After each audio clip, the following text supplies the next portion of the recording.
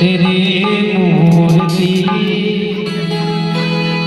उतारूं मैं भोले तेरी आरती।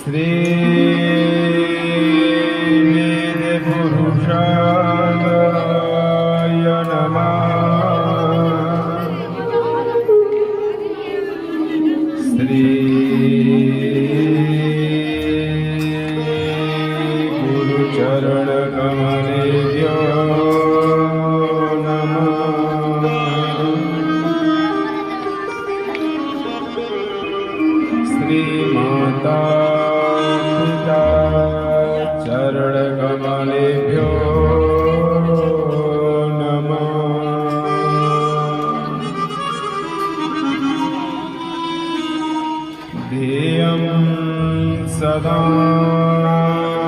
परिभवग्निमवेष्टितो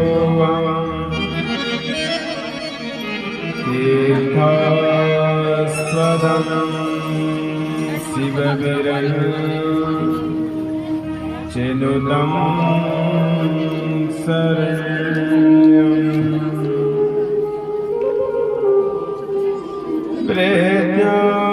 प्रेत्यार्तियं प्रणतिपाले भवादिपोतं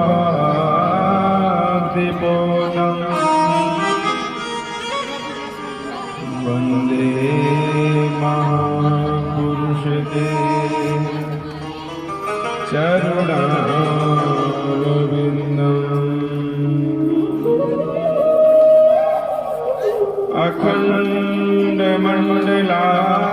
अखण्डमण्डलाकारं व्याप्तं चराचरं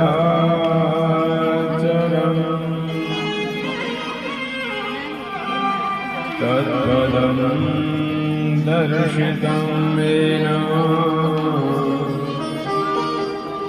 तस्मै श्री गुरुवे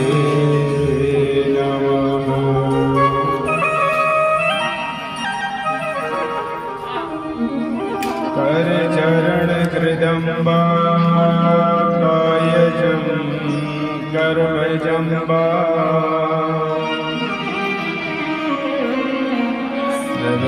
श्रवणलेनिजम्बा मानसं बापरा वेदं सर्वमेकं वा सर्वमेतत्त्वमस्वा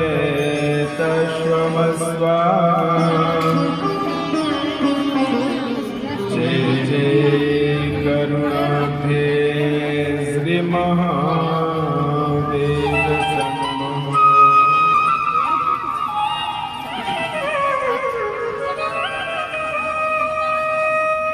जय जय श्री राधा रमण।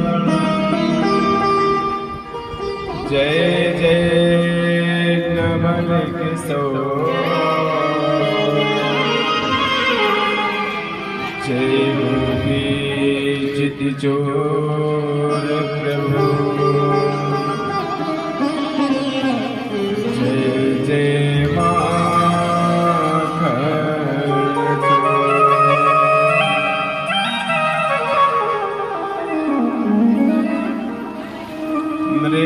मृत्युंजय महादेवा पाहि मां शरणगतं। जन्म मृत्युर्जरा व्याधि पीडिता करवंदने।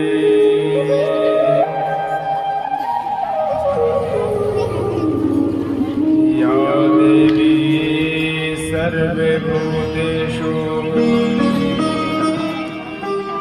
क्षमारूपेण संस्थिता। नमस्तस्यै नमस्तस्यै नमस्तस्यै नमो नमः।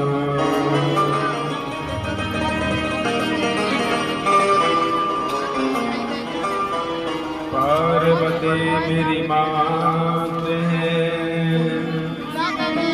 पिता मेरे भोलेनाथ। इन दोनों के चरणों में मेरा कोटि कोटि प्रणाम। बोलिए भक्तवत्सल भगवान की जय। बोलिए शिव महापुराण की। शंकर भगवान की जय। नमः पार्वती पतये हर हर महादेव।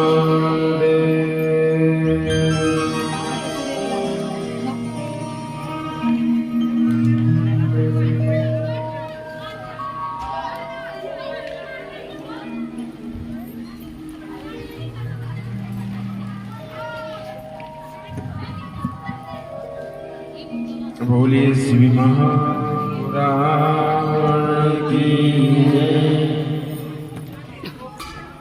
आज सप्तम दिवस में प्रवेश कहने से पहले सबसे पहले भोले बाबा का ध्यान करना है, आवाहन भी करना है और बहती हुई गंगा में हमको डूब जाना है। इस प्रकार से हम भोले बाबा का नाम स्मरण करेंगे, क्योंकि ये शिवलोक से आई हुई गंगा है। इसमें जो जितने गोते लगा लेगा, जो जितने गंगा नदी में स्नान कर लेगा, और कहते हैं महाराज गंगा अनेक पापों को तारती है, तापों को तारती है, अभिमान को तारती है। और हम तो भगवान भोलेनाथ का नाम ले रहे हैं, जिसकी जटाओं में मां गंगा का वास है, तो मेरा भी कारण कर्म हो ही जाएगा। सभी मिलकर के गाएंगे। ओम नमः शिवाय, ओम नमः शिवाय, हर हर भोले। शिवाय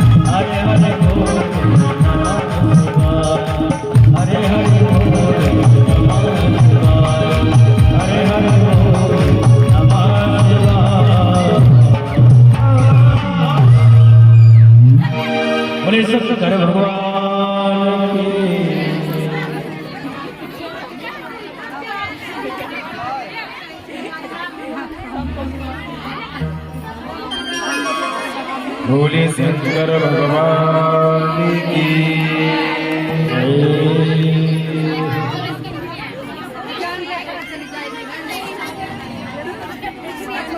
माता जी। अगर शिव पुराण चल रहा हो और शिव गण ना आए तो शिव पुराण का कहने का मतलब क्या है? ये शिव जी के गण हैं पर किसी को बोलेंगे नहीं। यही तो कृपा है भोले बाबा की।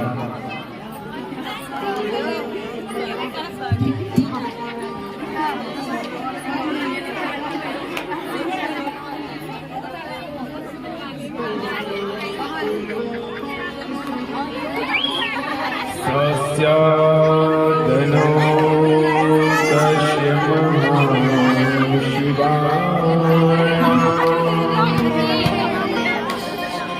लोकये त्रिवर्ध्वा जगतश्वरूपा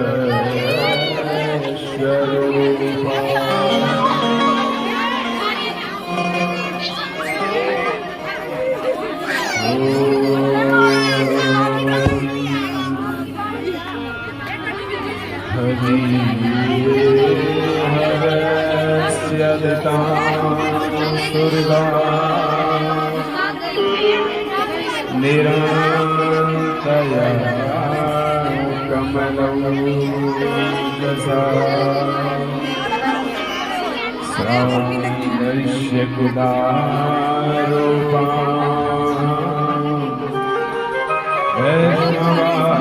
वैष्णवाचार्यते पशुः।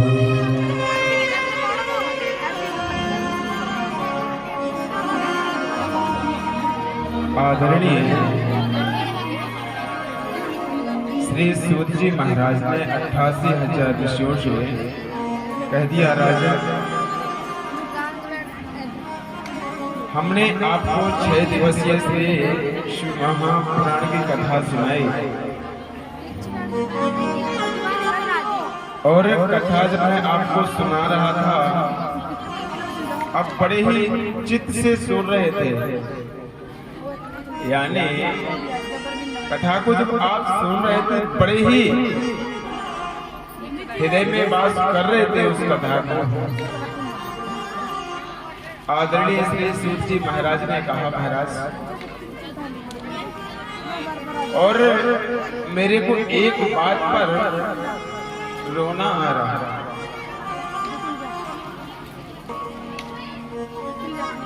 ऐसा प्रश्न ऐसा कौन सा पूछ दिया सूत जी महाराज ने, क्योंकि 6 दिवस से जो कथा सुना रहे हैं, जो कई युग बीत गए संतों के लिए, एक युग की बात नहीं, कई युग बीत गए संतों के लिए। कलयुग बीत गया, द्वापर बीत गया, त्रेता युग बीत गया, फिर भी संत लोग शिव महापुराण की कथा को मनन कर रहे हैं, सुनन कर रहे हैं, सुन रहे हैं बड़े भाव से, बड़े ही भाव से चिंतन कर रहे हैं परमात्मा का। और जैसे महाराज परमात्मा का वो चिंतन कर रहे हैं, आदरणीय श्री सूत जी महाराज ने छोटी सी बात कह दी, महाराज मेरी आयु देखिए, मैं 16 वर्ष का बालक, आप कितने बुजुर्ग भीषण, आज आप लोग हमसे ज्ञान ले रहे हैं। प्रथम कृष्ण महाराज कह दिया, एक प्रथम प्रश्न किया। आदरणीय श्री सूत जी महाराज की आंखों से आंसू आने लगे और मन ही मन में आदरणीय संतोष कहने लगे, महाराज धन वृद्धा बल वृद्धा आयु वृद्धा यशो बलम् ते सर्वेऽपि ज्ञानश्च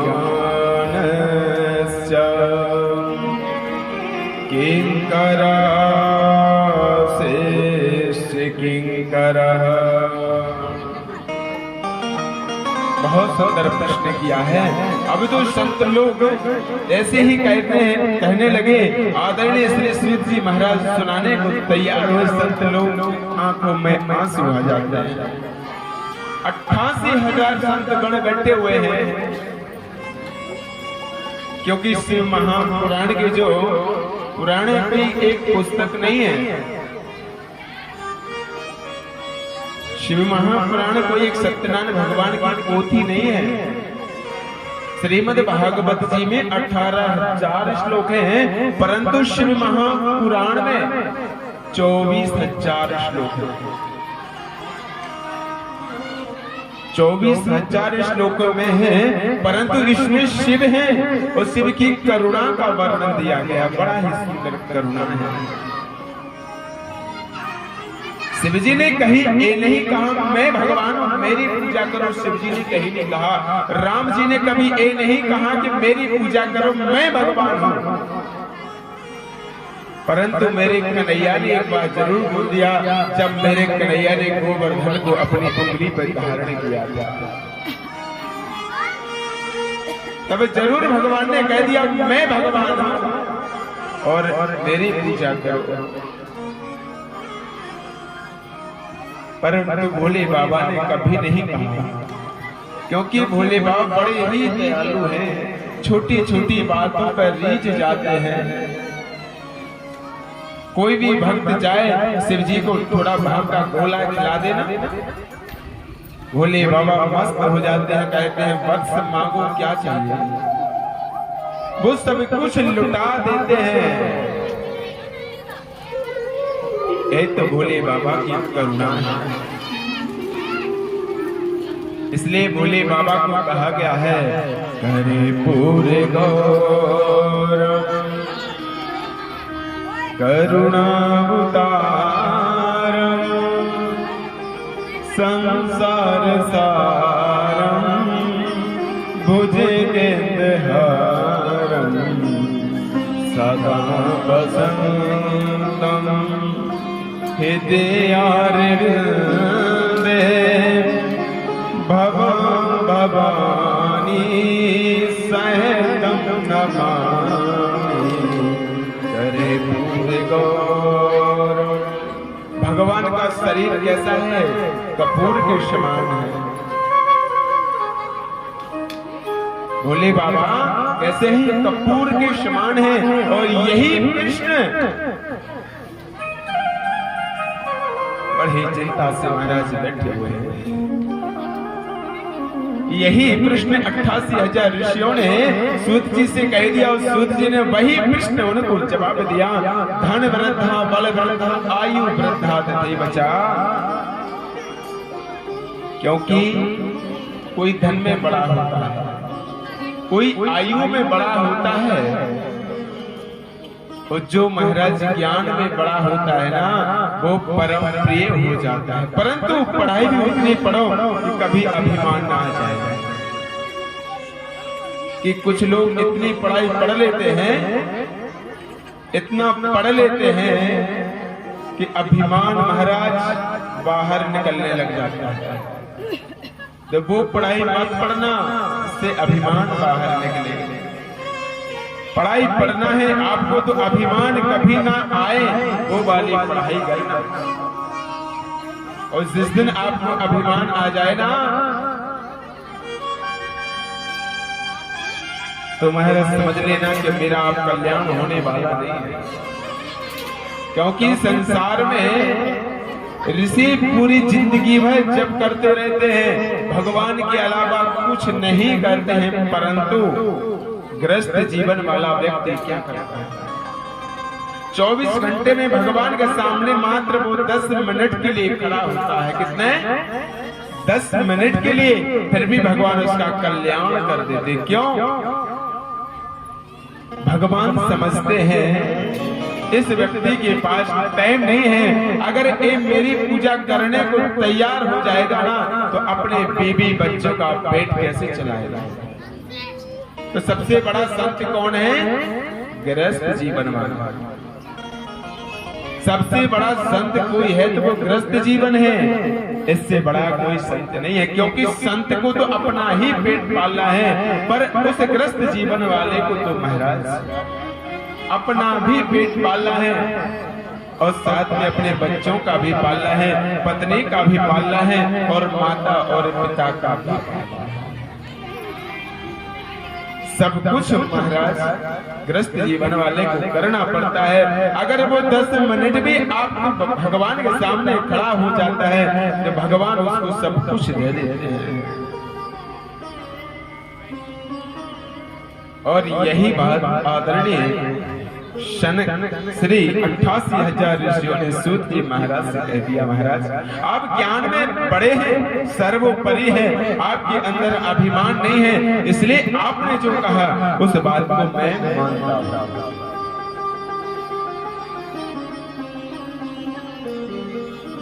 परम प्रिय लाडले भक्त,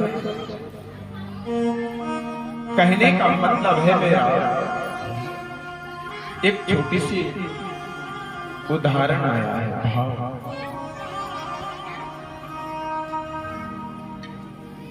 एक माँ है और माता ने जब उसकी शादी हुई थी तो वो वृंदावन जाती है, अपने पति को लेकर के वृंदावन के एक छोटे से लड्डू और गोपाल को लेकर के आई। बड़े ही मधुर गोपाल जी थे, बड़े ही सुंदर। वो उस माता से आपस में बात भी करते थे। जब मैया बैठती थी ना तो मेरे लड्डू गोपाल आपस में बात भी किया करते थे।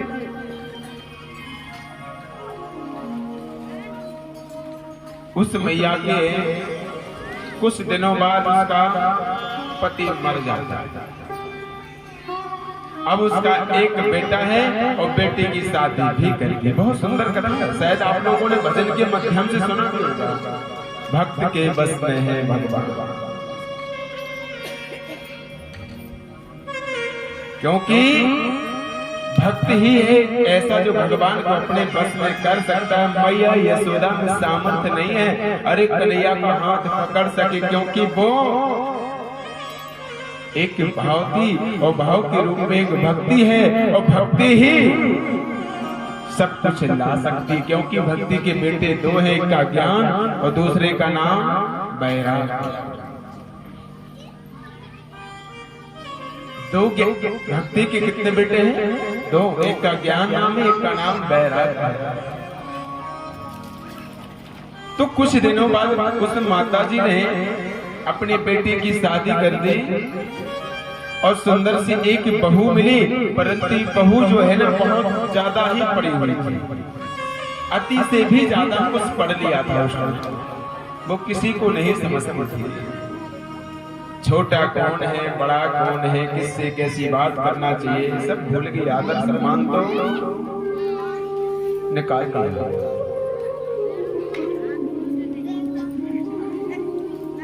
आज वही बहू अपने पति के पास बैठी और चर्चाएं करने लगी। अरे क्या माता की जो हमारी माता जी है ना, लेकिन आगे मैं सो भी नहीं सकती हूँ।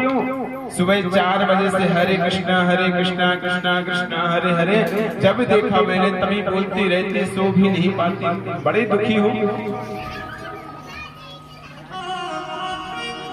बड़ी ही दुखी हो गई वो तो बेचारी।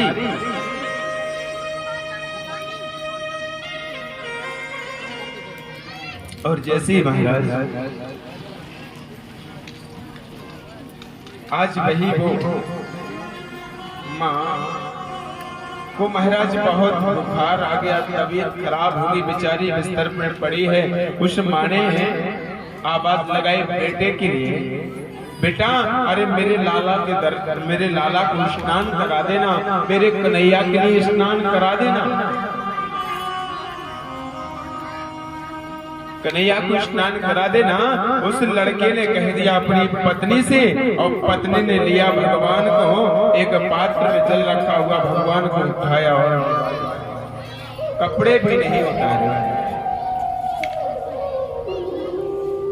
और जैसे ही महाराज कपड़े नहीं उतारे उसे पात्र में डुबा दिया कन्हैया के लिए, हमारी मैया को आभास हुआ मेरे कन्हैया को आज कुछ संकट सा लग रहा है, आज मेरे कन्हैया के साथ में कुछ संकट हो रहा है, क्योंकि वो माँ कन्हैया को अपना बेटा मानती थी। इसलिए माँ का जो दिल होता है, माँ का जो हृदय होता है ना, अगर बेटे को कहीं चोट लग जाती है तो माँ को पहले आभास हो जाता है मेरे बेटे को चोट लग चुकी है। और वैसे ही महाराज जैसे उसने डुबाया और पात्र के नीचे कन्हैया छुपा दो, आवाज आई। माँ ने आवाज लगा दी, अरे बहू क्या हुआ? बहू ने कहा, अरे माँ कुछ नहीं हुआ। उसने जल्दी में भगवान के कपड़े निकाले तो भगवान के वस्त्र महाराज फट रहे। भगवान के वस्त्रों को भी महाराज ने जल्दीबाजी में निकाला और फाड़ दिया। भगवान को महाराज ऐसे पकड़ी हुई थी और भगवान वहां से नीचे गिर जाते हैं। भगवान का हाथ टूट जाता है। मैया दौड़ी दौड़ी दौड़ी दौड़ी आती है वहां से, और जैसी महाराज को दौड़ी दौड़ी माँ आती है और पूछने लगती है, अरे बहू क्या हुआ? और देखा कि मेरे लाला मेरे कन्हैया का तो हाथ टूटा हुआ पड़ा है। जोर जोर से महाराज को रोने लगे।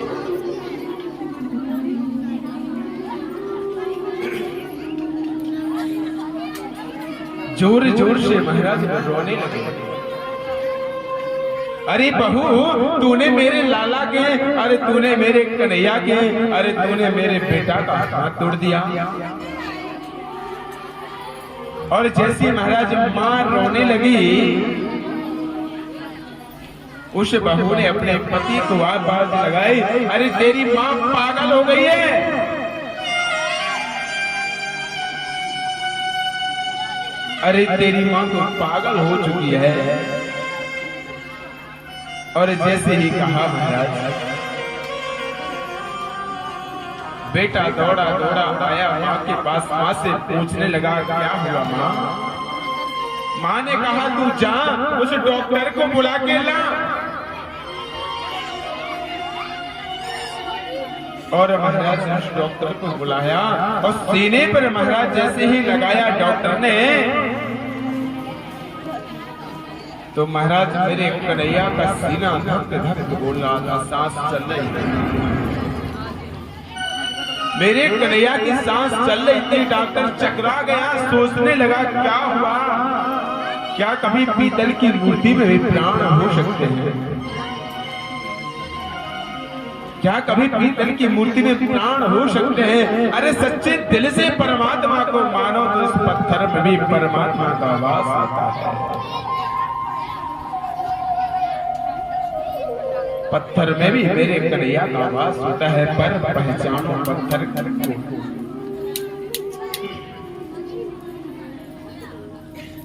और वैसे ही महाराज दूसरी बार फिर डॉक्टर ने लगाया। डॉक्टर तो डॉक्टरी सारी भूल गया और सीधे वृंदावन की ओर चला गया। आज से मैं डॉक्टरी नहीं करूंगा, आज से मैं फिर 84 कोस के अंदर ही रहूंगा। यहाँ माँ डॉक्टर से पूछती है, क्या हुआ? डॉक्टर ने कहा, माँ तू सत्य कहती है, तू सत्य कहती है। हर एक शरीर के अंदर, हर एक पत्थर के अंदर परमात्मा का वास होता है। इसलिए मैं तो उन बहुओं से कहना चाहता हूँ, ज्यादा से ज्यादा ठाकुर जी की सेवा करो, पर सेवा करते समय किसी भी प्रकार की कोई गलती मत करना। शायद आपकी गलती से आपका एक लोग नहीं कई लोग बिगड़ सकते हैं। इस महापुराण में दर्शाया है। क्योंकि एक लोक की बात नहीं है, अनंत लोकों के जब महाराज महाउदय होते हैं ना, तभी हम शिव महापुराण रूपी महायज्ञ में सम्मिलित हो पाते हैं। अन्यथा महाराज हमारी सामर्थ्य नहीं है कि हम शिव महापुराण को सुन सके, क्योंकि बड़े भाग्यमान स्तन बाबा, बड़े भाग्यों से ही महाराज ऐसा शुभ अवसर मिल पाता है जिससे हम शिव महापुराण की कथा श्रवण कर रहे हैं और इन कान से सुन रहे हैं और हृदय में इसको हम विराजमान भी करते हैं।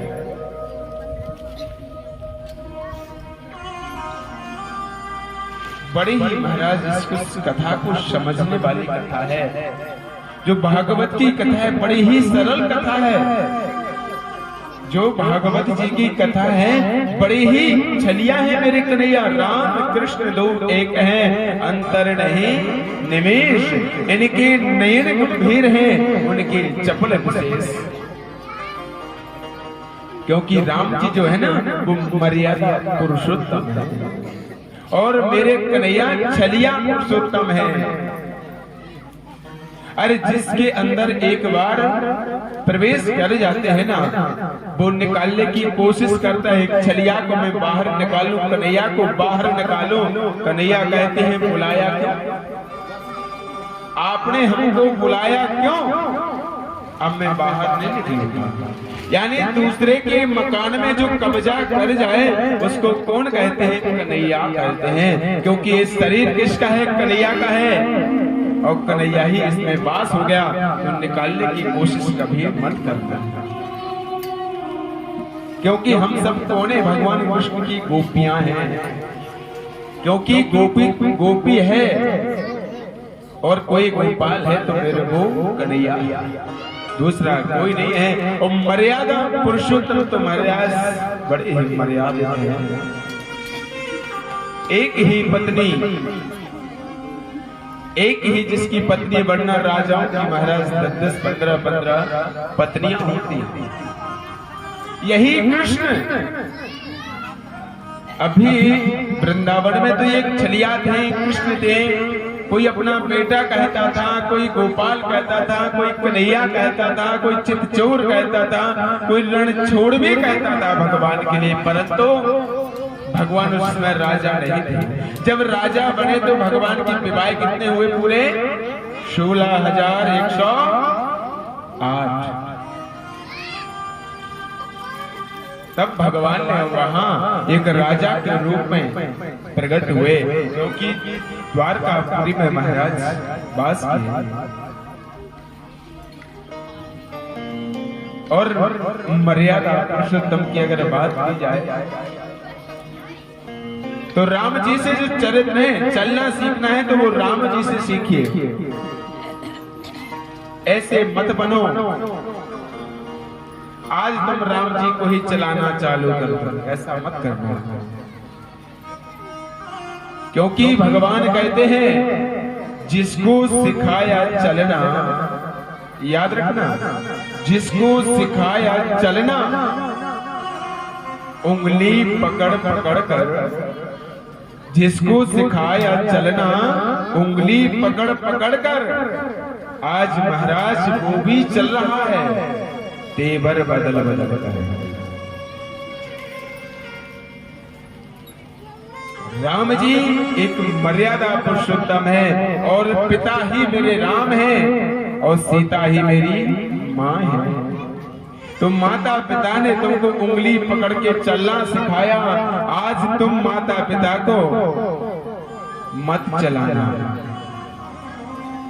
जैसे वो चलते हुए आए हैं उसी क्रम से अगर आप चलोगे तो आपका भी कल्याण है, वरना माता पिता ने तो आपको सब कुछ दे दिया। क्योंकि वो लास्ट में कहते हैं तेरा तुझको अर्पण क्या लागे मेरा, आता है ना, याद रखना सब कुछ किसका है? परमात्मा। वो छीन लेगा, आपके पास कुछ भी नहीं होगा, यही रह जाओगे। आपके पास में जो कुछ भी होगा ना सब छीने लिया जाएगा। इसलिए माता पिता से बढ़ के महाराज कुछ नहीं है। और यही राम जी आपको बता रहे हैं कि जब वो राम जी उठा करते थे ना सुबह से, तो पहले पिताजी के चरणों को, फिर माताओं के चरणों को प्रणाम करते हुए फिर किसी कार्य को किया करते थे। स्नान किया, स्नान भी क्या करते थे और सीधे अपने जो पूजा पाठ है, क्रम है, इसको किया करते। जो नित्य प्रतिदिन का कर्म है उसको करने के बाद जो पिता ने आदेश दिया उस काम को भी किया करते।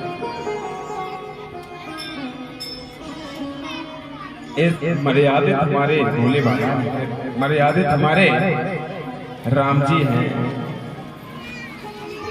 और आदरणीय श्री सूत जी महाराज ने अब ऋषियों को महाराज कथा सुनाना प्रारंभ कर दिया। ऋषियों ने कहा महाराज,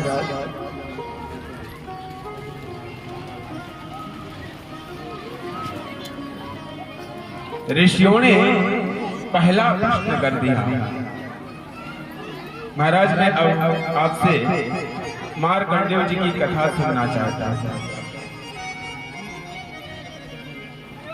मार्कंडेय जी ने कैसे यम को भगाया और उनकी मृत्यु नहीं हुई,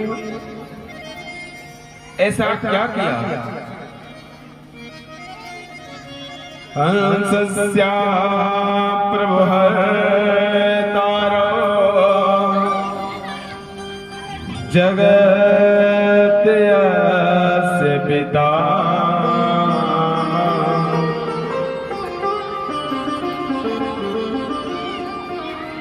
महाराज शिव जी को जल चढ़ा रहे थे, सबको पता। एक कथा थोड़ी शॉर्ट रूट में ही सुनाऊंगा, क्योंकि इस कथा का जो है ना बहुत बड़ा आकार है। कई जन्मों की कथा सुनानी पड़ती है, इस कथा का बड़ा ही आकार है। क्योंकि ये जो एक नन्हा सा बालक है, ए महाराज शिवालय में नित्य प्रतिदिन जाया करते थे, भोले बाबा को जल चढ़ाया करते थे। और 16 वर्ष में इनकी मृत्यु होने वाली, 16 वर्ष में मृत्यु होने वाले थे। आदरणीय श्री सूत जी महाराज ने 88,000 ऋषियों से कह दिया, महाराज इसका उपचार क्या किया जाए? अरे फल देने से तो पुत्र हो सकते हैं। महाराज ऐसा करो, क्योंकि इनके यहाँ दूसरा पुत्र कोई नहीं है, मात्र एक ही पुत्र है, एक ही पुत्र है। प्रभु ऐसा कर दीजिए इससे इनका एक पुत्र भी ना जाए, इसकी मृत्यु ना हो। संत नारद ने मन में विचार किया। भोले बाबा के पास में संत नारद जी पहुंचे। संत नारद ने भोले बाबा से कह दिया, आप प्रभु कुछ उपाय कीजिए। भोले बाबा ने संत नारद से कह दिया, अरे नारदो,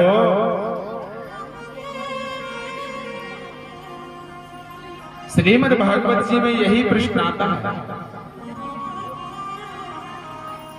कि राजा से परीक्षित को 7 दिन में मरने का अगर श्राप लगाना कि 7 दिन में राजा से परीक्षित मर जाएंगे,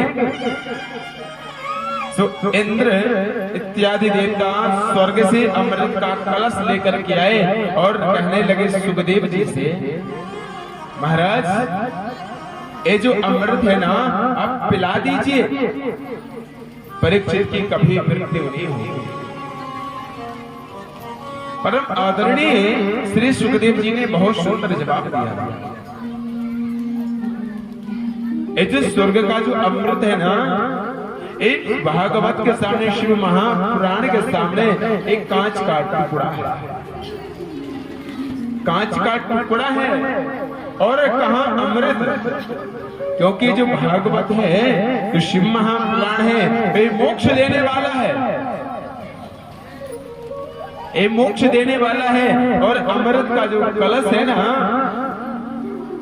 हमको यहीं पर रखने वाला, इसलिए महाराज मैं अमर नहीं होना चाहता,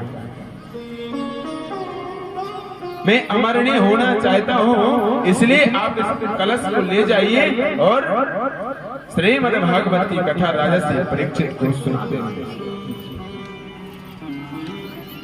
इस प्रकार से महाराज सुखदेव जी ने परीक्षित जी को श्रीमद् भागवत की कथा सुनाई। आदरणीय श्री सूत जी महाराज ने 88,000 ऋषियों के लिए वही कथा सुनाई। आज संत नारद जी ने निवेदन किया, आग्रह किया, प्रभु कुछ उपाय कीजिए। तब संत नारद वहां पहुंचे और संत नारद को एक सुंदर सा मंत्र दिया। वो मंत्र कोई साधारण मंत्र नहीं है, वही मंत्र तो है महाराज संजीवनी एक विद्या। उसी मंत्र से शुक्राचार्य जी राक्षस जो मर जाते थे ना, वही मंत्र बोल करके हाथ में जल लिया और राक्षस के मुख में डाल दिया, वो जिंदा हो जाया करते थे। वो कोई साधारण सा मंत्र नहीं है, वो स्वयं महामृत्युंजय मंत्र है। महामृत्युंजय जो मंत्र है महाराज, साधारण मंत्र मत समझना।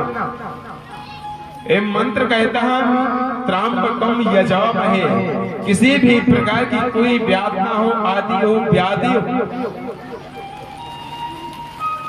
डॉक्टर जब अस्पताल से मना कर देता है कि मैं इसका इलाज नहीं कर सकता हूं, घर जाइए, उसकी सेवा कीजिए। जब वो पंडितों के पास आते हैं, महाराज मेरे पिताजी या किसी को महाराज ने बाधा है, रोग हो गया है, क्या करें?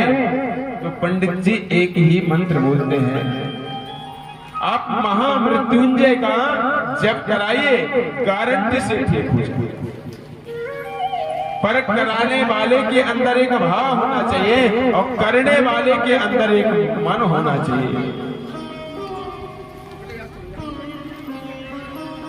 डॉक्टर के पास जाने की जरूरत नहीं, वही महामृत्युंजय मंत्र माथे पर भस्मी लगाए हुए, रुद्राक्ष की माला गले में धारण किए हुए, आज वही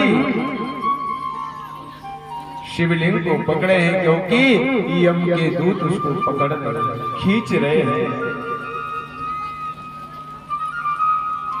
परंतु जैसे ही महामृत्युंजय मंत्र उच्चारण किया, यम के दूतों ने देखा कि शिव के गढ़ यहाँ उपस्थित हैं। यम के दूतों ने शिव के गढ़ों को देखा और महाराज यमपुरी पहुंचे। यमपुरी में जाकर के यम महाराज से कह दिया, देखो ना, क्या तुमसे बड़ा भी कोई है? क्या कोई तुमसे बड़ा भी है? अरे जो अपने आप को बड़ा श्रेष्ठ समझता है,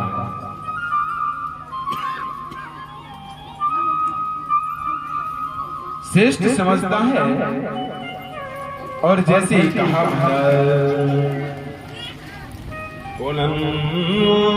त्रया पृथ्वी ज्ञातो सवायंत्र सदेना मन्मन्त्रास्यो गधीनातो यमस्या परिवारिता। यम के दूत यम से बोलने लगे, महाराज कोई तुमसे भी बड़ा श्रेष्ठ लगता है? अरे बड़ा ही शक्तिशाली है। अरे मैंने तो मात्र उनके दूतों को देखा ना, शायद वो मेरे सामने होता तो क्या होगा। वो मेरे सामने नहीं है, उसको मैंने पहचाना नहीं,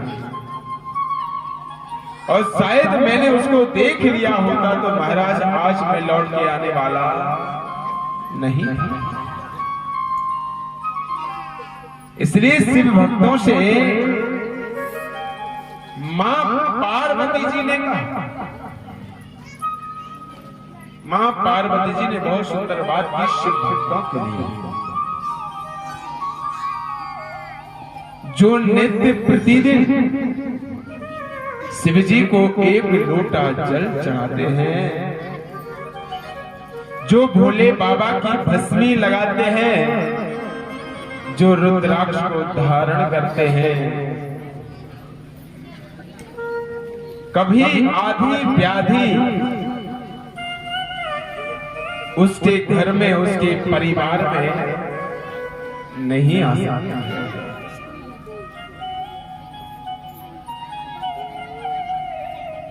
जिसको महाराज सबसे ज्यादा कोई प्रॉब्लम हो, रोगों की हो, आदरणीय श्री मां पार्वती जी ने भी कहा कि शमी का जो पेड़ होता है ना, उसके नीचे काले तिल डाले थोड़े से, उसमें एक लोहे की कील डाल दें, एक दीपक सरसों के तेल का, और महाराज जला करके वहां रख दें, और रखने के बाद पीछे मुड़ के ना देखें, आपके अंदर जो भी रोग हो गए महाराज एक पल में ठीक हो जाएंगे। ये मां पार्वती जी ने कहा है। यदो नतो तस्य महाप्रसन्नो दुर्गासितस्यां शिवे वरदमेकम्।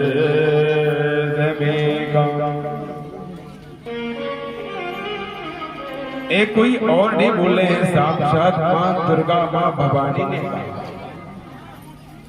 और जो नित्य प्रतिदिन महामृत्युंजय मंत्र की जो एक माला जपता है, उसको तो महाराज श्री कैलाश की प्राप्ति होती है। और गयो रजनीसा, जो शिव महापुराण में 24,000 श्लोकों में से आधे से भी आधा श्लोक सुन लेता है, शिव जी उसके समस्त पापों को तार देते हैं, मोक्ष कर देते हैं।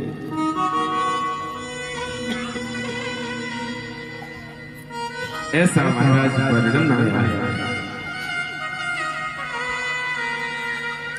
इसलिए नित्य प्रतिदिन आप सभी लोग एक लोटा जल लाया करें,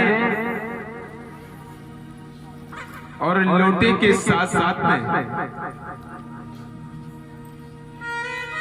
अगर आप अपने पितरों का कल्याण करना चाहते हैं तो ब्राह्मणों के पास में जाओ। कथाओं में एक ही बात सुनाया जाता है, पितरों की तारने की सबसे सरल विधि है। वो विधि क्या है? मंदिर में कभी दूध दान कर दिया, कभी आटा रख दिया, कभी चावल रख दिए। इससे क्या होता है कि आपके आप जो भोजन रख जाते हो, वो जो मंदिर में आपने छोड़ दिया, उससे महाराज आपका ही कल्याण है। आपके घर का भोजन आपके पितृ ही करते हैं।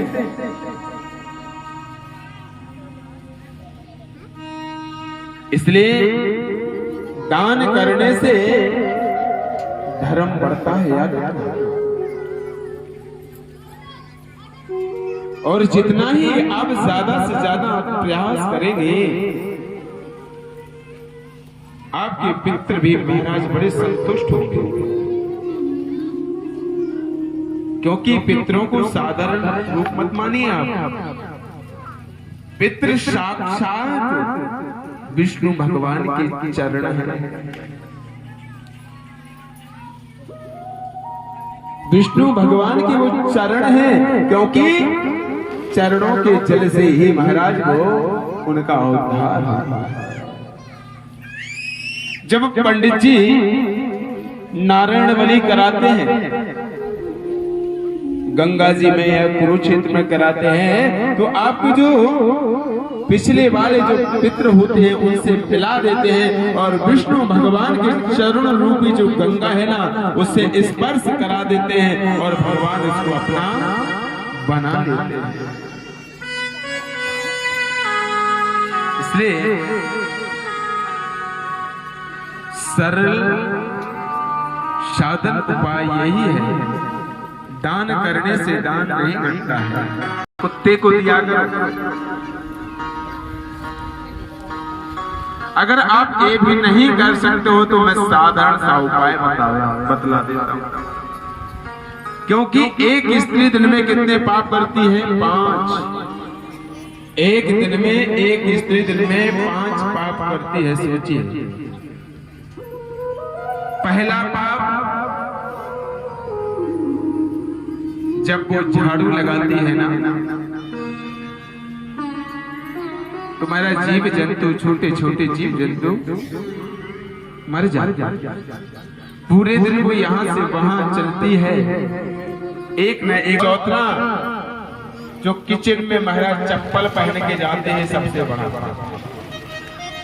क्योंकि उसी किचन में आप भगवान मेरी कन्हैया का प्रसाद बनाते हो, उसी किचन में आप चप्पल पहन के जाते हो। सोचिए, हुए ना? तो आपको तो पता है, मात्र युधिष्ठिर जी ने एक झूठ बोला था और आप तो पाप कर रहे हो। एक झूठ बोलने से युधिष्ठिर जी को क्या मिला था? नरक। इसलिए साधारण सा उपाय है, जब आप आटा लगाओ ना, रोटी बनाओ, और रोटी बनाते समय थोड़ा सा आटा रख लेते हो ना,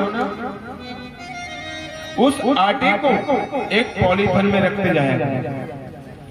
जिस दिन आपको लगे 1 किलो हो गया, 2 किलो हो गया, उस आटे को लिया और कहीं जहाँ तालाब हो, जहाँ मछलियां रहती हो, उनको खिला दिया करो।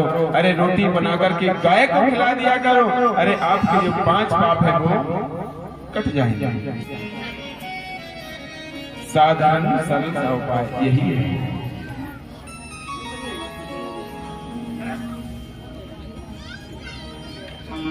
इसके बाद में भगवान से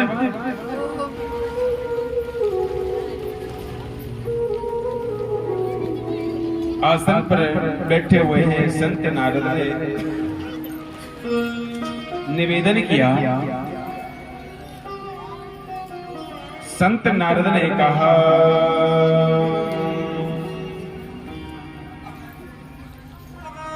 सोमनाथ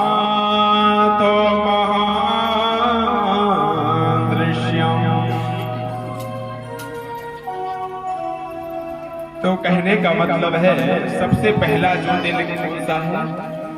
सोमनाथ, जहां पर भोले बाबा पहले ही ज्योतिर्लिंग में मां भवानी के साथ में और महाराज वहां विराजमान हुए। ऐसा कहा जाता है, जो सोमनाथ प्रभु के दर्शन करता है उसके जीवन में कभी ग्रह बाधा नहीं आता। दूसरा है महाराज मल्लिकार्जुन, जहां महाराज कार्तिक जी रुष्ट होकर के चले गए थे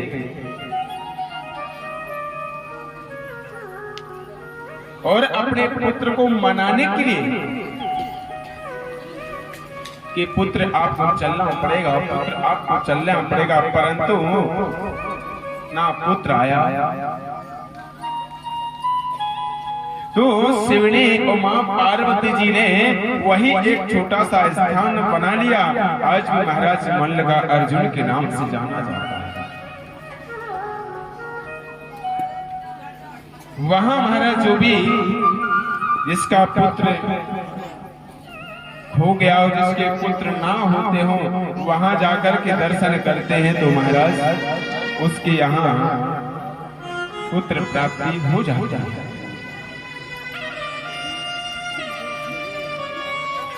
बड़ा ही सुंदर सरल बताया है। तीसरे हैं महाकालेश्वर। ये जो महाकालेश्वर हैं आज भी इस धरती पर विराजमान है और हम और सभी हम और आपको आज भी वो देखते हैं। और चौथे महाराज ओमकारेश्वर हैं, जहां पर ऋषियों ने जब प्रार्थना की, जब ऋषियों ने प्रार्थना की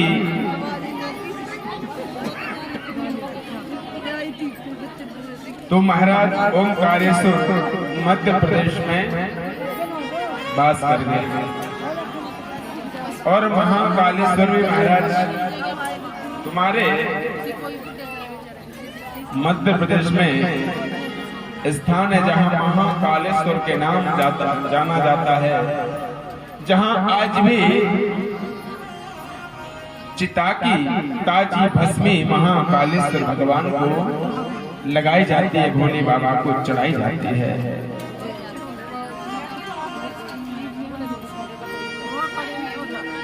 पांचवें नंबर पे आते हैं केदारेश्वर।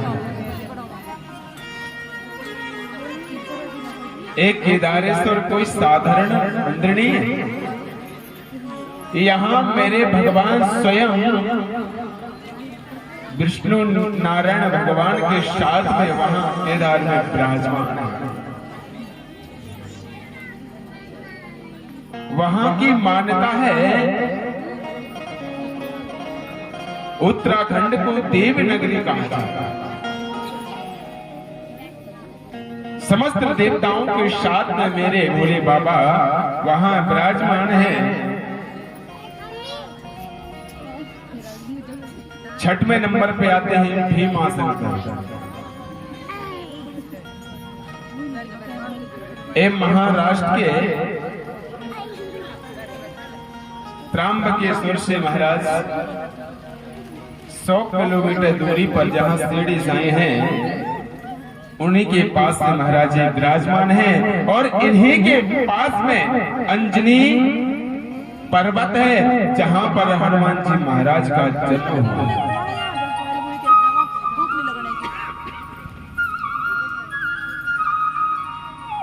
इसके बाद में आते हैं काशी विश्वनाथ। काशी विश्वनाथ जो है, पूरी जो बनारस है, पूरा काशी है, गंगा के ऊपर सदा हुआ है। ऐसा कहा जाता है काशी में, काशी त्वं काव्यमौचानम्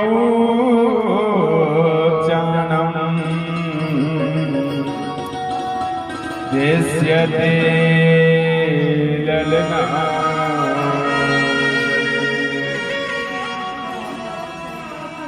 ऐसा वर्णन आता है काशी का, जो विश्वनाथ जी का दर्शन करता है, भगवान उसकी हर एक मनोकामनाओं को पूर्ण करता है।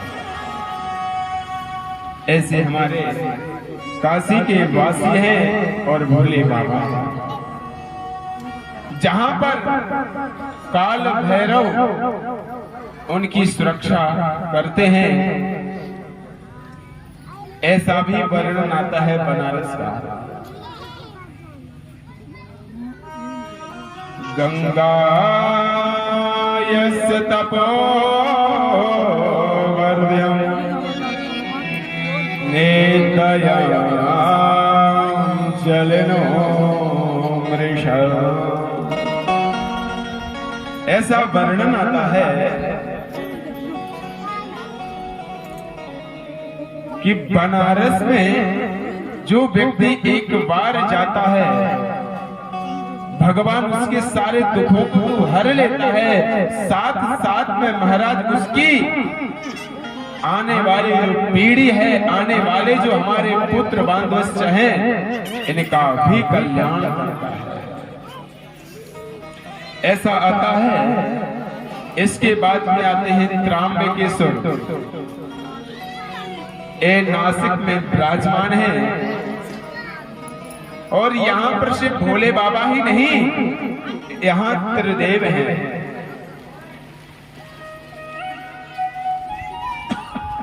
यहाँ पर त्रिदेव विराजमान हैं, ब्रह्मा, विष्णु और महेश।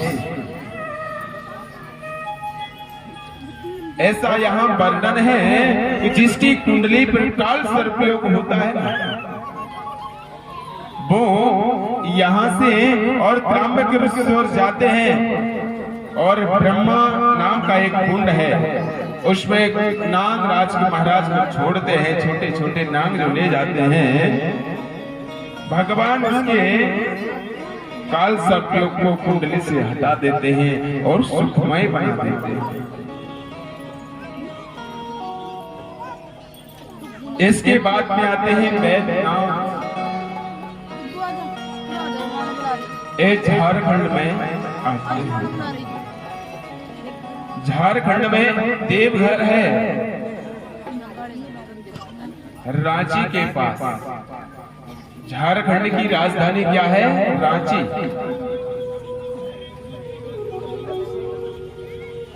ये वहां पढ़ते हैं, परंतु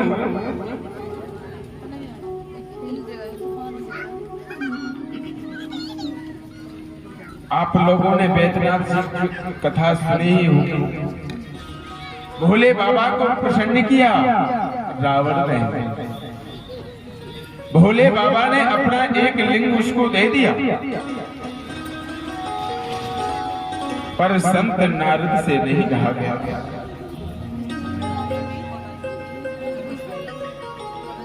और संत नारद ने महाराज ब्राह्मण का भेष धारण किया और उसने कहा महाराज 2 मिनट के लिए पकड़ लीजिए। और जैसे ही उसने महाराज पकड़ा, उसको महाराज लघु शंका लगाए, 1 नंबर जाना था। संत नारद ने कहा प्रभु जल्दी आइएगा। उसको काफी समय हो गया, तो संत नारद ने महाराज उस ज्योतिर्लिंग को वहीं रख दिया, इसलिए उसे वहां का नाम पड़ गया देवघर। और वैद्यनाथ के रूप से जाने जाते हैं। इसके बाद में आते हैं नागेश्वर, एक द्वारकापुरी गुजरात में पाए जाते हैं। यहाँ भी ऐसा दर्शाया जाता है जिसकी कुंडली में काल सर्पयोग हो, परंतु शंख नाम का सर्प अगर सर्पयोग है तो यहाँ जाने से कुंडली का जो काल सर्पयोग है और सूर्य ग्रहण कुंडली में लग जाता है, जो यहाँ जाता है उसकी कुंडली से महाराज को हटा दिया जाता है। इसके बाद में आते हैं रामेश्वरम। कोई गया रामेश्वरम? हमारी माता जी गई,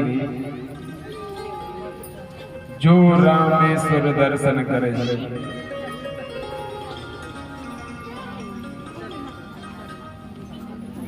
आज वही राम जी शिव जी की आराधना कर रहे हैं, पूजन कर रहे हैं। क्यों कर रहे हैं? शिवस्य पतितं तोयं यथा सागरोद्भवम्।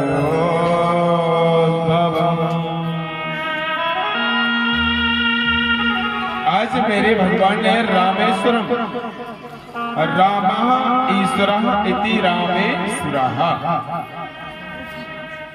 इस प्रकार से रामेश्वर की वंदना किया, अभिषेक किया। किसके बनाए? मिट्टी के, जो आज हम और अब बसंत पंचमी के दिन बनाए थे। पार्थेश्वर महादेव के रूप से महाराज जाने लगे हैं। और ऐसा वर्णन भी आता है, जिसके घर में पार्थेश्वर महादेव एक बार बन जाते हैं, वो घर स्वर्ग से कम नहीं होता। एक बार जरूर जीवन में एक बार जरूर बनवाना चाहिए पार्थेश्वर महादेव को, और पूरा विधि और विधान के साथ में अभिषेक कराना चाहिए।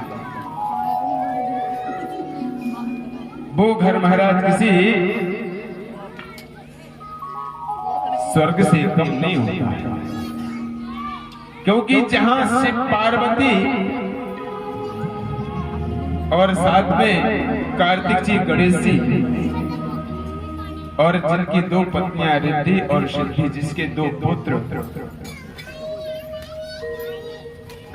शुभ और लाभ।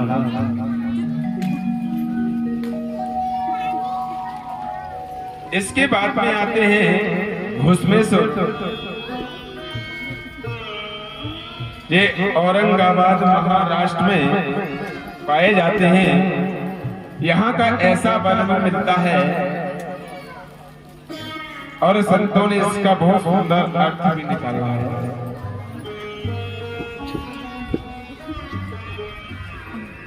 जो सुबह से उठ करके और घुसमेश्वर महादेव का नाम स्मरण करता है, उसको महाराज कभी, क्योंकि घुसमेश्वर का अर्थ होता है जिसके पास धन नहीं होता है, वो घुसमेश्वर का नाम स्मरण करता है, प्रभु उसके लिए धन दौलत सब कुछ दे देता है। क्योंकि यहाँ एक राजा के यहाँ पुत्र नहीं था, पर शिव जी का परम प्रिय भक्त था।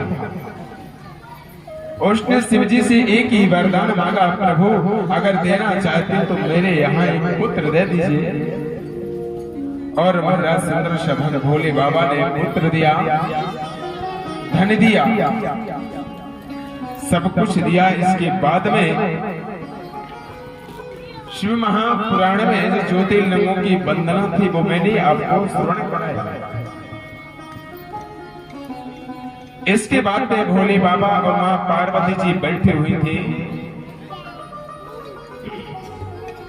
चंद्रकेतु नाम के राजा वहां उपस्थित हुए। चंद्रकेतु राजा ने मां पार्वती जी को शिव जी की जंघा पर देख लिया। मां पार्वती जी से नहीं रहा गया। मां पार्वती जी ने महाराज उसको श्राप दे दिया। तमो घनाय देवाय श्रुताय पतिसगिरः। आज महाराज जैसे ही श्राप दिया, आदरणीय श्री सूत जी महाराज ने 88,000 ऋषियों से निवेदन कर दिया। अरे जैसे ही इसको श्राप दिया, कांपने लगा। और श्राप देने के बाद में इसको बना दिया महाराज एक अजगर। जब ये महाराज अजगर बना और मेरे कन्हैया, इसने ये भी पूछा, प्रभु मेरा कल्याण, मेरा उद्धार कैसे होगा? तो शिव जी ने उससे कह दिया, तेरा उद्धार होगा द्वापर में, तेरा उद्धार द्वापर में होगा। जब मेरे कन्हैया गाय चराने के लिए वन में जाएंगे, तू अघासुर का रूप लेकर के बैठा रहेगा। तू भगवान के सखाओं को अपना लेगा और मेरे कन्हैया को भी तू अपना लेगा, और कन्हैया तेरा कल्याण कर देंगे। अब तो भोले बाबा की समाधि लगने ही वाली थी। इसमें शुक्राचार्य जी महाराज और गुरु बृहस्पति उनके पास आते हैं। शुक्राचार्य जी को महाराज बड़ा ही अभिमान था। अरे देवतागण मेरे राक्षसों को मारते हैं और मैं उनको संजीवनी मृत से महाराज जिंदा कर देता हूं।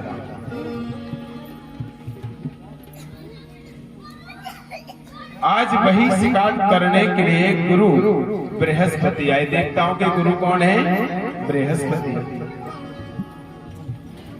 वही बृहस्पति ने महाराज नम्र और निवेदन करके भोले बाबा से कहा, तू शुक्राचार्य के महाराज 2 बेटे हुए। शुक्राचार्य जी के महाराज 2 बेटे हुए। एक का नाम था सांडा और दूसरे का नाम था मार्क। जहां भक्त प्रहलाद पढ़ने को गए थे उस गुरुकुल में महाराज इस सांडा और मार्क नाम के महाराज गुरु ने पढ़ाया, परंतु भक्त प्रहलाद को समझ में नहीं आया।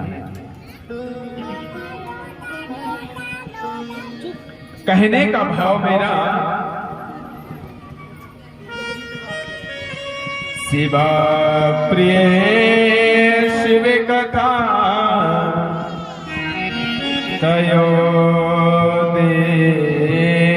देवा पुरोर्गमः।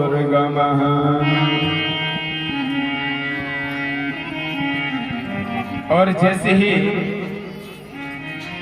आदरणीय श्री शिव जी महाराज ने 88,000 ऋषियों से कहा, प्रभु मैंने आपको 7 दिवसीय श्रीमद् भागवत की कथा को सुनाया है। श्री शिव महापुराण की कथा को मैंने आपको सुनाया और मेरे को एक बालक समझ के, अपना दास समझ के क्षमा कर देना। ऋषियों ने पूछा, प्रभु ऐसा क्यों बोलते हैं? अरे आपने तो मेरा कल्याण ही किया, आपने तो मेरा कल्याण ही किया। अगर आपने हमको शिव महापुराण की कथा ना सुनाई होती तो महाराज मैं शिव के बारे में कैसे जान पाता? शिव जी कैसे हैं, कैसे लोकप्रिय हैं, कैसे करुणावान हैं, मैं नहीं समझ पाता। इसलिए आपने मेरा कल्याण कर दिया। मैं आपका धन्यवाद कैसे करूं? 88,000 ऋषियों ने महाराज निवेदन कर दिया। यहाँ भोले बाबा के साथ में मां पार्वती और शिव जी की महाराज समाधि लग गई। भोले बाबा समाधि में बैठे हैं, राम जी का दर्शन कर रहे हैं। और मैं आपसे कमेटी के जितने भी सदस्य हो मंच पे आने का कष्ट करें, समस्त कमेटी के लोग या कोई व्यक्ति जाए बुला करके लाए, क्योंकि कैसे भी कराए हमारे हित है, इसलिए अपनाते हैं। आ जाइए। सुबह का भूला हुआ अगर शाम को घर आ जाता है ना तो उसको भूला नहीं कहते, इसलिए चलता है। कमेटी के सदस्य यहाँ आए, जितने भी लोग हैं हमारे,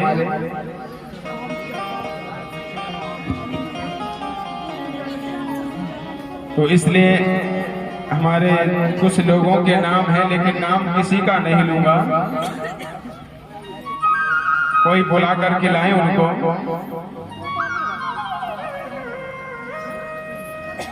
और जल्दी से जल्दी आने का कष्ट करें। और मैंने भी आपको 7 दिन, माता जी बड़े गौर से सुनिए, 7 दिन हमने आपको क्या सुनाया? शिव महापुराण की कथा। शायद इस मंच से और इस शरीर से और इस जीव से, इस मास से कोई भी कभी आपको ऐसा शब्द मेरा किसी को भी लगा कि महाराज का ये शब्द बहुत बुरा है, महाराज ने गलत बोला, तो व्यास गद्दी पे बैठ करके दास आपसे क्षमा चाहता है। हमें यही आशा है कि आप मेरी बात जरूर मानेंगे, भगवान शिव के लिए एक लोटा जल जरूर चढ़ाएंगे। अगर आपने एक लोटा शिव जी के लिए जल चढ़ाया तो मेरी दक्षिणा भी यही है। मेरी दक्षिणा जो है यही दक्षिणा है कि आप भगवान को सनातन को मत भूल जाना, क्योंकि सनातन एक बहुत बड़ा धर्म है। अरे आज का सनातन नहीं है, अरे अपना कई पीढ़ियों का सनातन है, इसको कोई ध्वस्त नहीं कर सकता है। क्योंकि राम जी अपने हैं, श्याम अपने हैं, शिव जी अपने हैं, तीनों ही अपने हैं। आप सभी लोग मंच पर आ जाएं। कमेटी में वैसे बताए जाते हैं 30 से 40 लोग हैं, लेकिन 30 से 40 की जगह कितने नजर आए माता जी गिनना?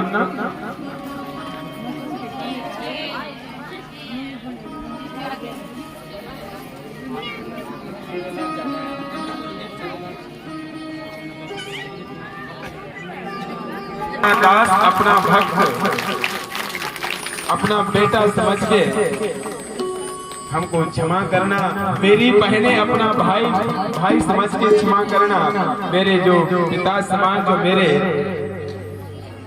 पिता तुल्य भाई बैठे हैं, हमारे बुजुर्ग बैठे हैं, उनसे भी यही निवेदन करना चाहता हूँ। कभी शायद इस मंच से कभी कोई शब्द ऐसा निकल गया हो तो क्षमा करना। और भगवान ने चाहा, मेरे कन्हैया ने चाहा तो यहीं पर इसी मंच पर फिर से बहुत जल्दी से जल्दी श्रीमद् भागवत की कथा प्रारंभ होगी। श्रीमद् भागवत की कथा हो चालू, सभी चाहते हैं ना? हाँ, तो ध्यान रखना 2 महीने में के अंदर करना है। बोले सतगुरुदेव भगवान की, बोले शंकर भगवान की।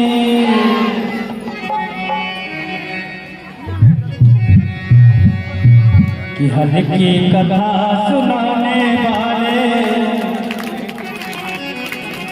कि हर की कथा सुनाने वाले, प्रभु का नाम बताने वाले, तुमको लाखों प्रणाम, तुमको लाखों प्रणाम, तुमको लाखों प्रणाम, तुमको लाखों प्रणाम।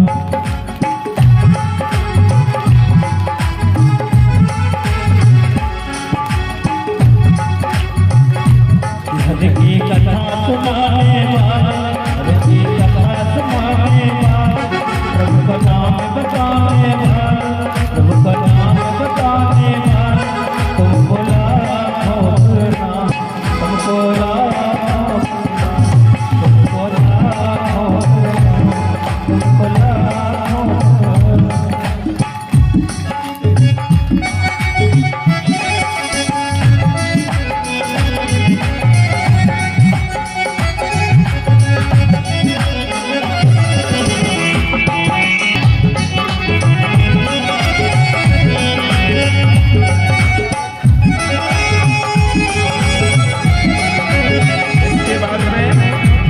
हमारी मातमी क्रम बाय क्रम से एक एक करके उठते आए और चले आए।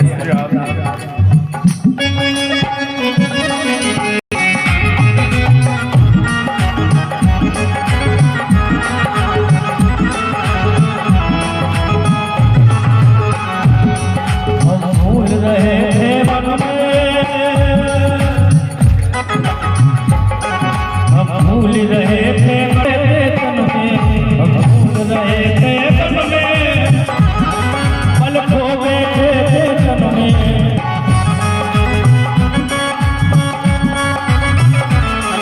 हम भूल रहे थे तन में, मन का तुमको लाखों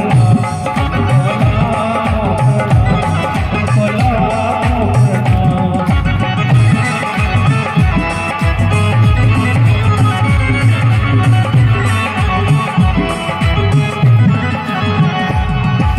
कथा सुनाने वाले, प्रभु का नाम बताने वाले, स्नान कराने वाले, तुमको लाखों प्रणाम, तुमको लाखों प्रणाम,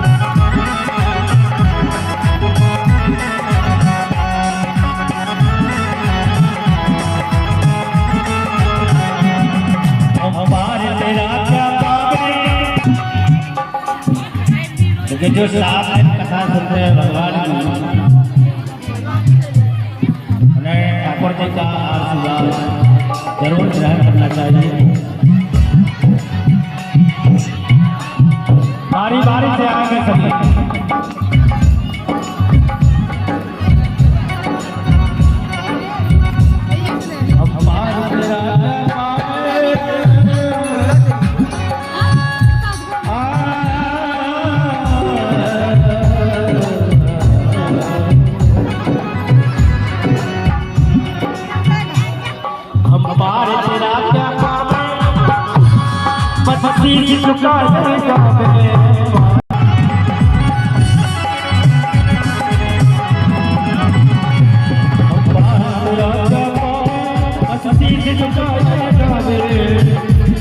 आत्मज्ञान कराने वाले, आत्मा ज्ञान कराने वाले, मुक्ति को दिलाने वाले, तुमको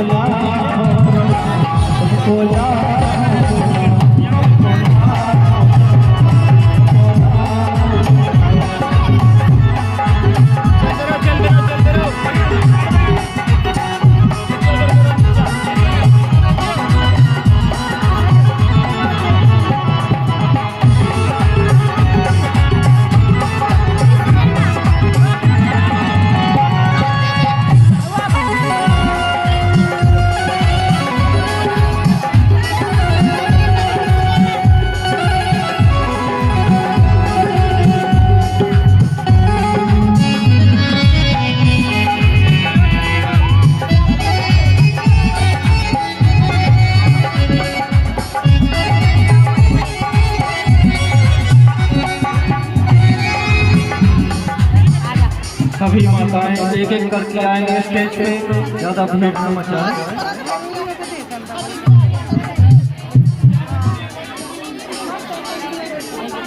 बारी बारी से आए।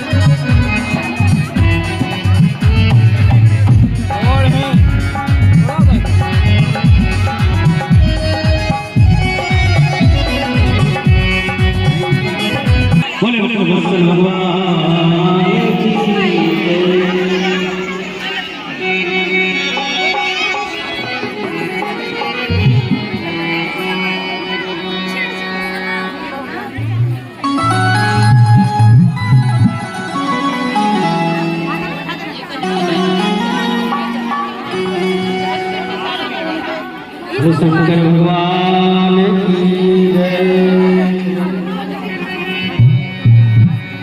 अर्जुन की जटा बड़े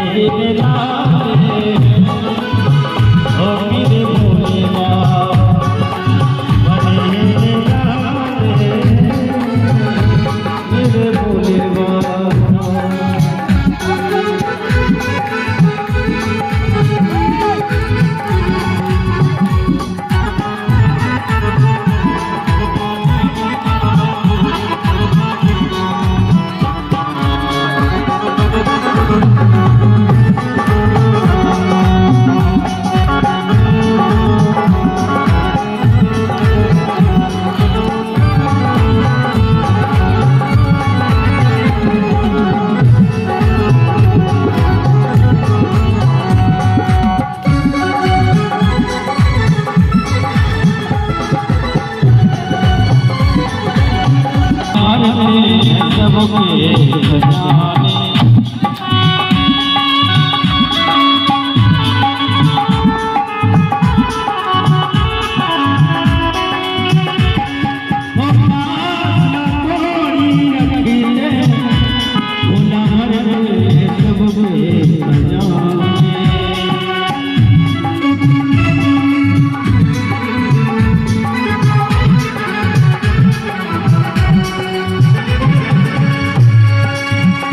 वो सभी रहते हैं घरों में, भोला को दे गए थे वीरानों में।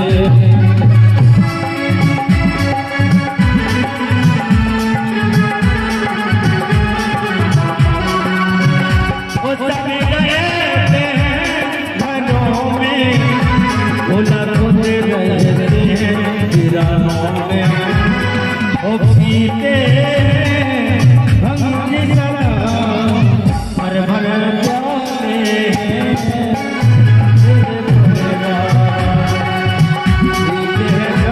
प्याले, मेरे भोले बाबा। इनकी जटाओं में गंगा की नाव, इनके गले में मुन्नों की माला, बड़े ही निराश हैं मेरे भोले बाबा, बड़े ही निराश हैं मेरे भोले बाबा।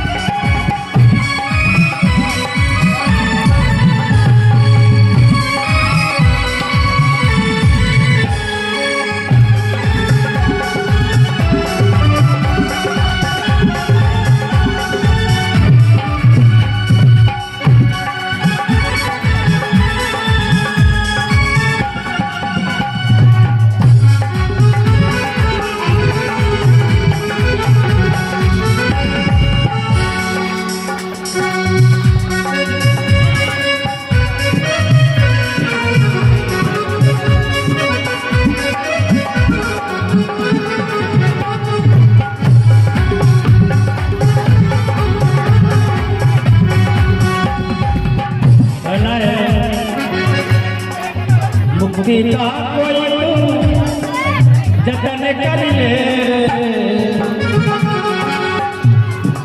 ओ मुक्ति का कोई जतन कर ले। रोजे थोड़ा थोड़ा, रोजे थोड़ा थोड़ा हरे रोजे थोड़ा थोड़ा हरे कर दे।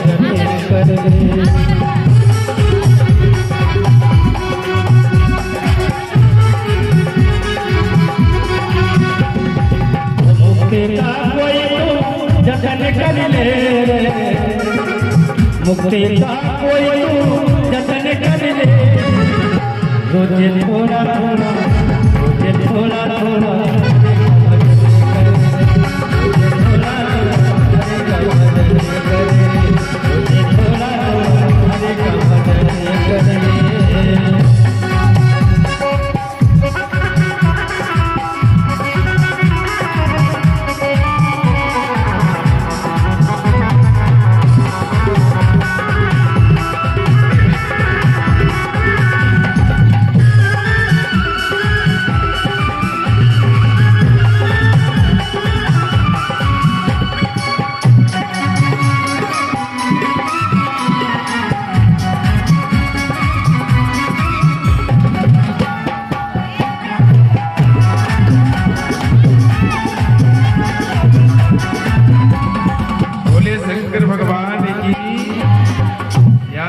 इसके बाद क्या है, कल क्या बताए थे, फूलों की होली।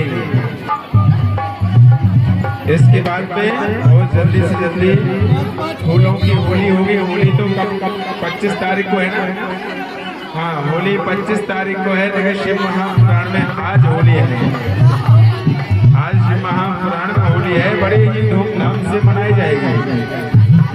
आप लोग अभी जाना नहीं, बड़े ही धूमधाम से होली मनाई जाएगी। श्री राधे बोले शंकर भगवान की।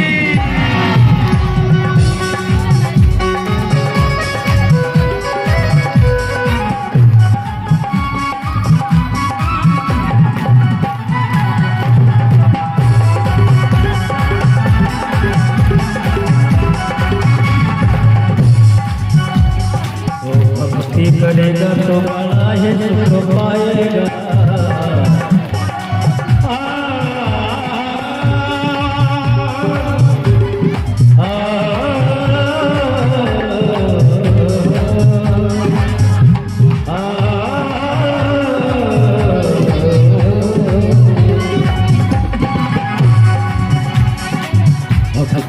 करेगा तो बड़ा ही सुख पाएगा, भक्ति से आत्मा का मैल छूट जाएगा।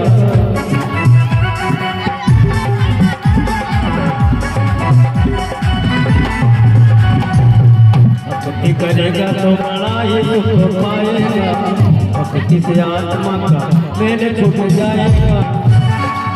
आत्मा के साथ मन कर ले, आत्मा के साथ मन कर ले, रोज थोड़ा थोड़ा अरे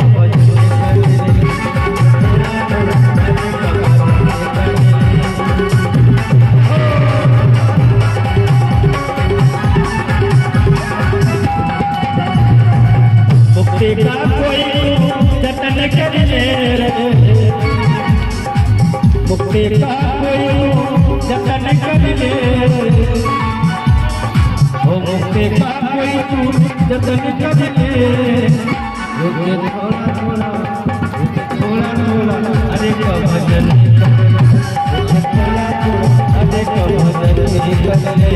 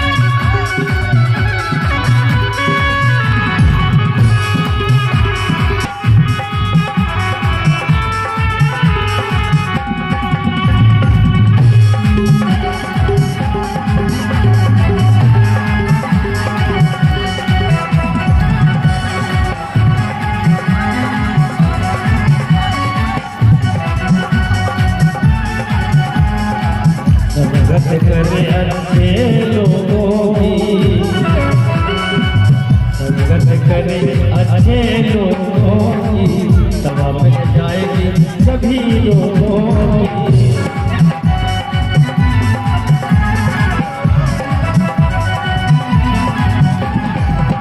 संगत करे अच्छे लोगों की, सभा में जाएगी सभी लोगों की। जिंदगी को समन कर ले, जिंदगी को अपने समन कर ले, जिंदगी को अपने समन कर ले, रोज थोड़ा थोड़ा अरे भजन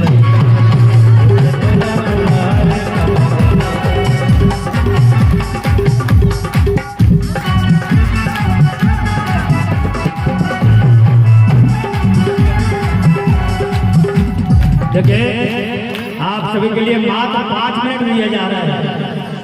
जो भी भक्तजन अभी आशीर्वाद लेने नहीं आए हैं मंच पर, वो सभी 5 मिनट के दरमियान आप सभी आशीर्वाद लेवे। और इसके पश्चात होली और आरती होगी, इसलिए आप सभी को 5 मिनट का समय है। आप सभी जल्दी से भगवान सबसे आशीर्वाद प्राप्त करें।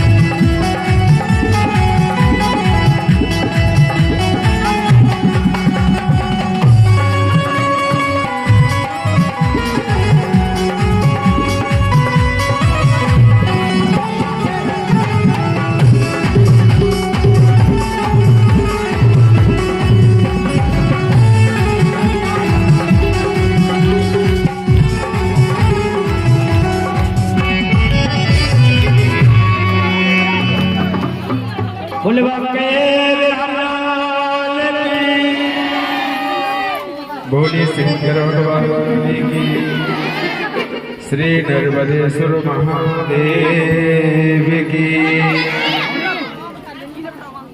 हाँ, कुछ ही क्षणों में फूलों की जो होली है होने ही वाली है। जो माताएं, जो भाई, जो बंधु शिव महापुराण को स्पर्श नहीं किए हैं, क्योंकि बड़े भाग्यों से होता है स्पर्श करना, उनका आशीर्वाद लेना, बड़े भाग्यों से ही ये सब मिल पाता है। इस माता ने, जरूरी नहीं है कि आप दक्षिणा के लिए ही आओ कि महाराज को दक्षिणा देनी पड़ेगी, ना, आपके पास नहीं मत दीजिए, फूल लेके आ जाओ। फूल अर्पण पर यहाँ तक आने का जरूर कष्ट करेंगे आप सभी लोग। बोलिए शंकर भगवान की। और कुछ ही क्षणों में होली होने ही वाली है, आप लोग तैयारी करें। हाँ,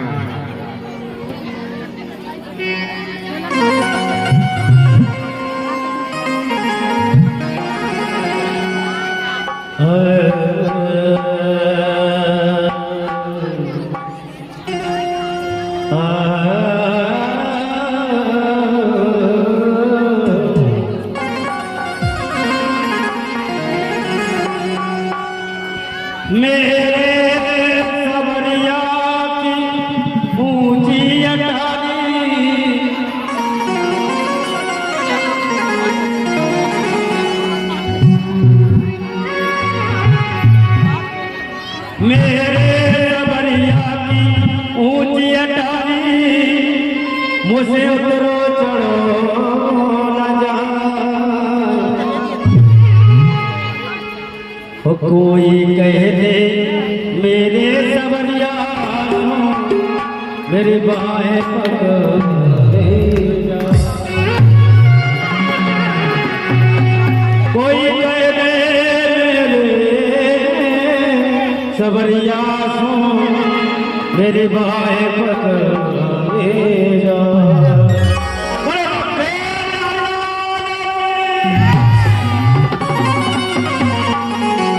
जयकारा में आनंद नहीं आया और जोर से लगाई।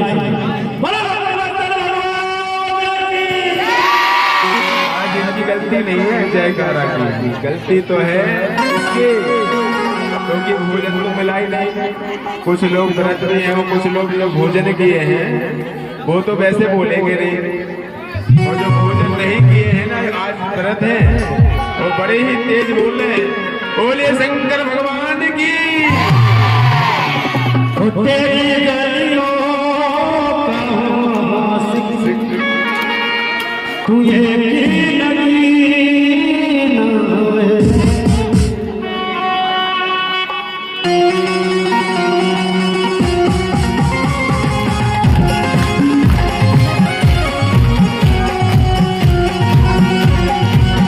जो भी नाचना चाहे, क्योंकि अंतिम दिवस देखो भोले बाबा कैलाश पर्वत की ओर जा रहे हैं।